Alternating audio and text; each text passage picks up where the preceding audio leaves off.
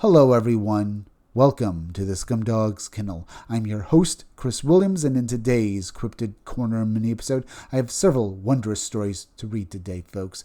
One, I have several accounts of Mothman or winged cryptids seen over native reservations, and I have another account of a Vietnam encounter with a UFO. Both accounts, as I said, are out there. But let's start with the first story, or stories. Winged cryptids over native lands, and read exactly what all these people encountered. The following accounts describe three separate winged cryptid sightings reported from Native American reservation lands across the plains and mountain west. The incidents ranged from 1997 to April 2020 include a low-flying humanoid over Winnebago, Nebraska, a shape-shifting bird-like form between Mandaree and Parcel, North Dakota, and a dark-winged figure perched on power lines at the Wind River Reservation in Wyoming. Sounds interesting, folks. Let's continue. Case type: winged cryptid, possible Mothman-like entity, shape-shifting, aerial anomaly, spiritual entity. Primary locations: Winnebago, Nebraska, between Mandaree and Parcel, North Dakota.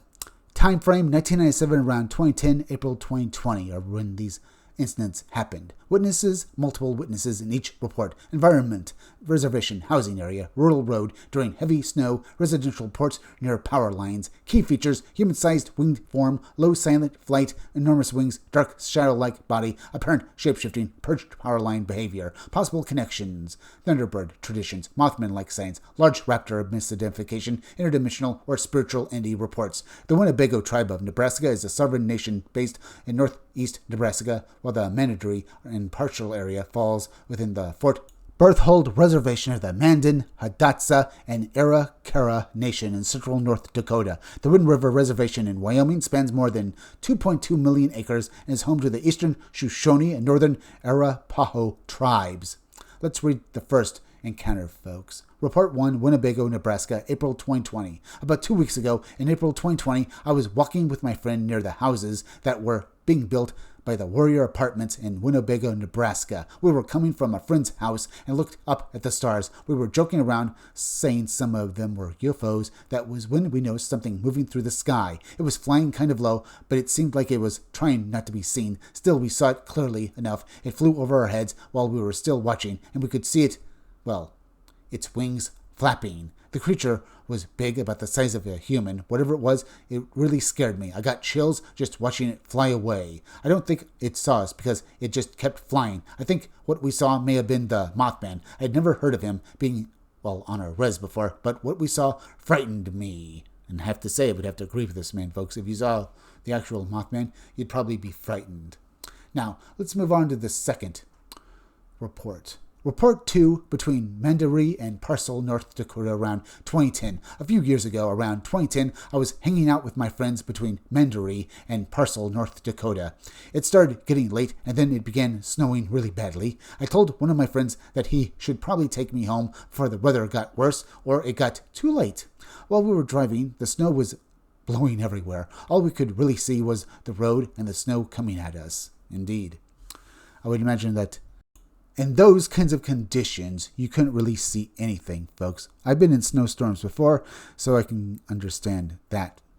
But I bet they weren't expecting to see what they actually saw next, folks. This bizarre flying entity. Now, was it possibly a Mothman they were about to encounter, folks? Or just another type of winged entity, perhaps from native lore, like a Thunderbird?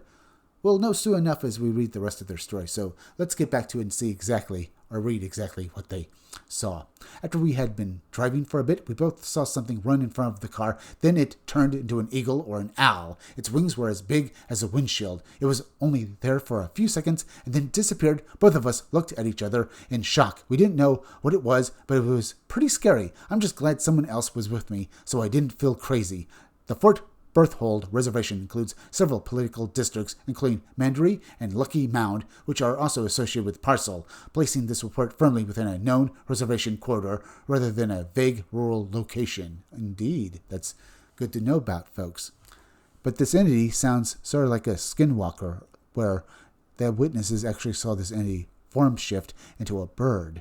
Though there is the possibility they misidentified it as actual just a bird that they didn't understand at first and thought just maybe formed or transformed into a bird, folks. that at first maybe they were just, due to the snowstorm, unsure of what they saw at first. Could be, folks. It could have just been a bird. Now, though, let's move on to the next story. Report 3, Wind River Reservation, Wyoming, 1997. Back in 1997, I was 20 years old. My girlfriend and I couldn't sleep, so we went outside to enjoy the cool summer air. We sat on the porch and talked for a while. Then I saw something flying or maybe gliding through the air. I said, "Look at that." We watched it come down and land on the power lines, not on the power pole, but directly on the power lines. Wow. That does sound interesting, folks. So, there is a possibility that this thing is immune to electrical shock due to that. But then again, I'm pretty sure that if you touched a power line, if it were basically completely, insulated, you'd be all right, folks. But the fact that it just sat on these power lines without fear of electrical shock, well, that is something, folks. At least they're making a point of that. Then again, birds sit on power lines all the time, I think, as well. But there are times when they can get shocked. But let's read on and see exactly where this, story with this entity goes now. It was completely dark and looked like a shadow. It was about 120 yards away. We could see it sitting there on the power lines, looking around. Its head moved left to right, and it had wings. It was around 2:30 a.m. We both said it was a bad spirit, bad medicine. We got up really slowly and started walking backward into the house so we wouldn't be noticed. It was all black with wings. It glided down, then put its legs and hands on the power lines while it looked around. I don't believe in this stuff, but it was real because my girlfriend saw it too. Afterward, we smudged ourselves in the house and we prayed. I saw a picture someone posted later and it reminded me of what we saw because it looked exactly like it. I got a flashback when I saw it. Now, I would imagine when they say they smudged themselves in the house, they'd put some sort of, maybe ceremonial dust or something on the house as well as themselves, basically to protect it. Remember, they prayed afterwards. At least that's what I'm getting there, folks. Some sort of spiritual protection or practice that they did. Either way, very interesting. Now, we can talk about this and these other incidents later. We have to move on to the next article titled Vietnam War UFO Horror, Special Forces Allegedly Encounter Alien Humanoids, and read how, these soldiers dealt with this UFO and alien encounter, folks, and hear exactly how they dealt with it. During the Vietnam War era, a covert U.S. Special Forces team was allegedly sent into the Tonle Sap region of Cambodia on a classified mission near enemy-controlled territory. What they reportedly discovered was not a North Vietnamese listening post, but a landed spherical craft, strange humanoids, and a gruesome collection of human remains. That sounds fascinating, folks, and horrifying. Let's read this full story, folks, and hear exactly, as I said, what happened to these soldiers. But let's read this case file first with a little more information. Date reported is April 1972 with some variant sources describing a similar Cambodia encounter in September 1971. Location Tonle Sap region, Cambodia. Primary witnesses alleged U.S. Special Forces personnel. Phenomena landed spherical craft, humanoid beings, physiological effects, human body parts stored in containers, memory suppression claim. Entity description, tall gray-like or possibly reptilian humanoids, in some versions, smaller gray-white humanoids, and other variant accounts. Source, trail, later circulated through UFO crash retrieval literature associated with Leonard H. Stringfield's UFO crash retrievals, The Inner Sanctum, Stats Report 4. Research note, Tonle Sap appears to be a variant or misspelling of Tonle Sap, the large freshwater lake and floodplain system in Cambodia. UNESCO identifies Tonle Sap Lake as the largest freshwater lake in Southeast Asia. Very informative and basically gives us an idea of what and where this took place, folks, giving us a clearer idea. Either way, let's read the actual story now. I came across another account of an alien humanoid encounter said to have occurred during the Vietnam War. The incident reportedly happened in 1972 while the war in Vietnam was still underway. A covert team of U.S. soldiers was sent into the Tonle Sap region of Cambodia. The mission was described as highly sensitive. According to the account, U.S. intelligence had located a North Vietnamese facility that was secretly intercepting classified American military communications from South Vietnam. We set up a camp overnight and prepared to move in at dawn. The plan was to approach the site quietly, confirm the target, and then destroy the facility before the enemy could react. In the early morning hours, we moved toward the suspected base. We expected to find North Vietnamese personnel, communications equipment, and possibly armed resistance. Instead, as we drew closer, we saw something that none of us were prepared for.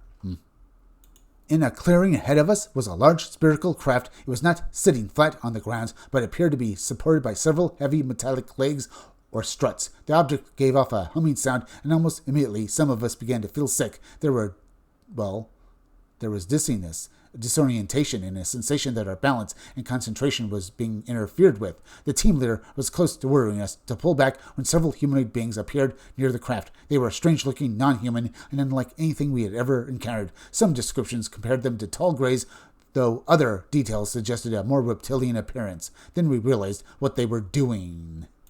The beings were handling human body parts and placing them into large containers. There were arms, legs, torsos, heads, and other remains. The account claimed that some of the body parts appeared to be from American GIs, while others appeared to be from Vietnamese combatants. The sight stunned us. Fear turned into anger. The commander gave the order to open fire. We fired on the beings. The bullets struck them, but most of the rounds appeared to have little or no effect. One of the entities was reportedly killed by a shot to the head. At that point, the situation escalated. Several of our men were killed, and others were badly affected by what seemed to be unknown weapons or energy-based devices. The humanoids quickly retreated into the craft. The object then lifted from the clearing and ascended rapidly into the sky. Not long afterward, another team believed to be connected to the CIA arrived at the scene. According to one surviving member of the unit, those who lived through the encounter were later subjected to some form of mind-altering process or drug treatment to suppress the memory of what happened. Well, or what had happened, folks, and I can believe that. Do you think the government has that kind of technology and the ability to suppress memory, folks? Even back in the Vietnam War, that would basically be a few years after the official closure, I think, of MK Ultra, folks. The program to basically mind control people, and I can believe that. It's also terrifying, but maybe this was necessary because maybe these men would basically be traumatized for life after the experience. All I can say, if this is all true, it changes things completely, doesn't it? But let's read on, folks, because we have to finish off the rest of this particular story. For a time, it seemed to work. Years later, in the late 1980s, two members of the team allegedly began experiencing nightmares and fragmented memories connected to the event. One of them started tracking down others who had been part of the mission. Some had died, others could not be located, but several surviving members reportedly met in August 1988 and agreed that the story needed to be told. They eventually approached UFO researcher Leonard H. Stringfield, who included the account in his 1991 book, UFO Crash Retrievals, The Inner Sanctum, Status Report 4. Interesting. So, the surviving members wanted people to know about this, folks. If we believe it, well, it does change everything, folks. It proves that we're not alone in the universe. And it proves that these alien beings, whoever they are, the tall grays, or maybe the short gray aliens, folks, or the reptilians, are definitely hostile. At least, that's if you believe that the story did occur, or that these beings didn't have a good reason for being there, folks. Remember, it was a war. Maybe these body parts came from, both U.S. soldiers and Vietnamese combatants who had been killed during the war, and they wanted to take them back wherever they came from for scientific study. We could believe that as well. Either way, it certainly is out there, folks, and gives you wonder about and pause for the real merit if this story was true or not. Unfortunately, no one can actually prove that it actually happened, folks, because there are numerous stories of U.S. soldiers encountering UFOs and other cryptids in Vietnam during the war, folks. And some people even say that they encountered rock apes, a variant of Bigfoot, folks, along with the, Vietnamese enemies, folks, the Viet Cong, who also encountered the same phenomena. So if they all were encountering UFOs and Bigfoot and other things, it's amazing that anyone can basically tell you exactly what actually happened there, folks, because there's so much going on during the Vietnam War. This could basically be just tall tales, or maybe an actual incident that happened. But what about the first accounts we read with the flying cryptids, or Mothman-like entities on Native American lands? Like the stories from Vietnam, folks, they can basically be evaluated and well understood to a point, but not very well verified or basically proven to actually happened. All of it is out there. Anyway, we're at the end, so please go subscribe to my YouTube channel. Read comics, they're bad for you. You can use the YouTube link down below in the descriptions or the chat to go subscribe to me. Hit that like button for me. Make sure you're still subscribed. Leave some comments down below. Hit that bell for notifications. Make sure you hit the part of the bell that give you all future notifications, and please share this video out. I'm Chris Williams from the Scumdogs Kennel. Thank you all for joining me. I'll be back again tomorrow with another great video, so be sure to come back again then. Till next time, folks, I'll see you all again soon.